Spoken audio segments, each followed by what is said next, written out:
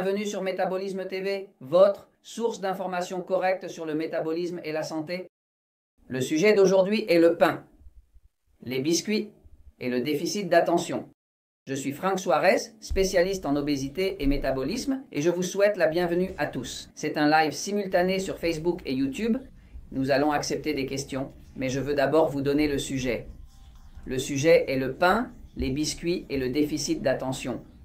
Beaucoup de personnes qui ont des enfants se sont rendus compte qu'il y a une épidémie de déficit d'attention. Le déficit d'attention, en effet, est devenu un business, car les compagnies pharmaceutiques ont besoin d'augmenter leurs ventes.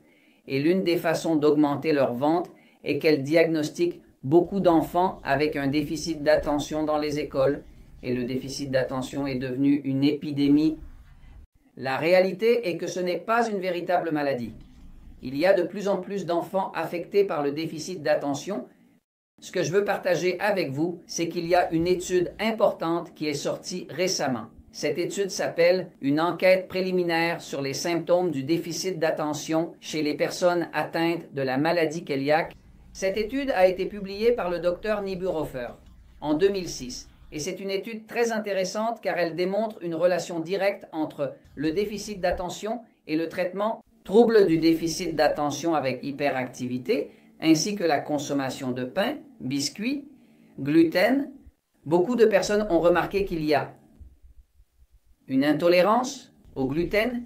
Dans plusieurs épisodes de Métabolisme TV, j'ai parlé du fait que lorsqu'une personne est confrontée à des problèmes de santé, des problèmes de peau, etc., cela est souvent causé par des aliments ingérés que le corps ne tolère pas.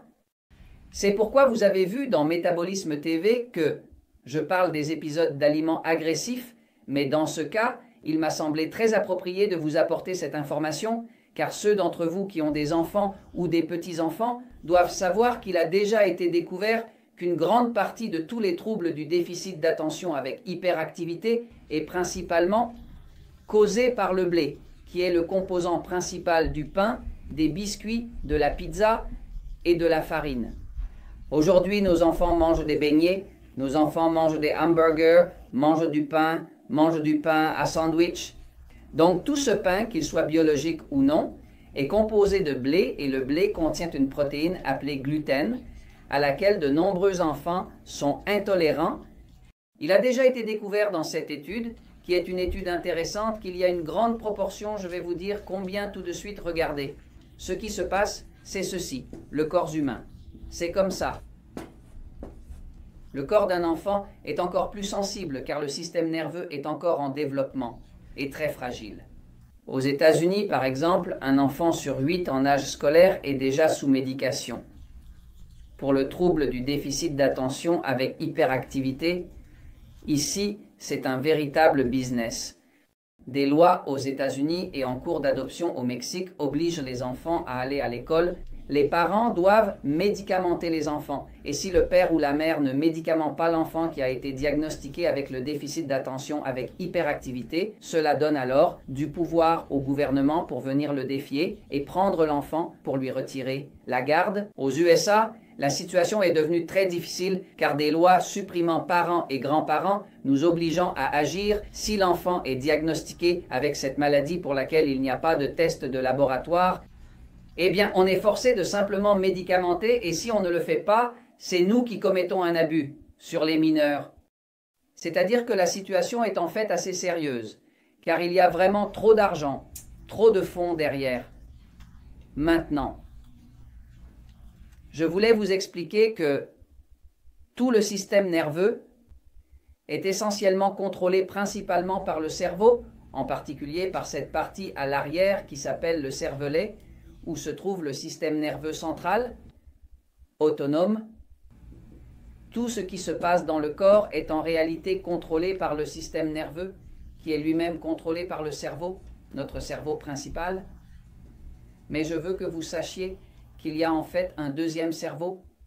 Le deuxième cerveau, comme l'appelle le docteur Perlmutter, l'un des principaux chercheurs sur le gluten, se trouve en effet dans l'intestin. C'est-à-dire qu'on estime que l'intestin fonctionne en combinaison directe, il y a une communication directe entre l'intestin et le cerveau. En fait, il a déjà été découvert qu'il existe des nerfs. Ils vont évidemment du cerveau à l'intestin, mais ce qui n'était pas connu, découvert récemment, il y a 3 ans, c'est qu'il existe des nerfs qui envoient des messages de l'intestin directement au cerveau. C'est le premier cerveau numéro 1, ici en haut. Ceci est le cerveau numéro 2. C'est pourquoi, lorsqu'une personne consomme un aliment que le corps ne tolère pas, cet aliment entre ici dans l'intestin et impacte le système nerveux du cerveau. Que se passe-t-il? Ensuite, cet enfant, lorsqu'il ressent l'envie de cet aliment qui enflamme l'intestin, commence alors à avoir certainement le trouble du déficit d'attention avec hyperactivité. Particulièrement, ce qui est intéressant dans cette étude, c'est qu'ils ont pris 132 enfants, 132 jeunes, et les ont placés dans une étude pendant 6 mois. L'étude était une chose très simple. Ce qu'ils ont fait, ils ont fait un test, qui est un test réglementé, utilisé pour mesurer les intolérances au gluten, et les 132 avaient ce qu'on appelle la maladie cœliaque. La maladie cœliaque, qui est celiac disease, ces enfants qui ont déjà été prouvés avoir une déficience parce que leur corps ne tolère pas le gluten. Ces 132 enfants, tous avaient la maladie cœliaque diagnostiquée. Que s'est-il passé?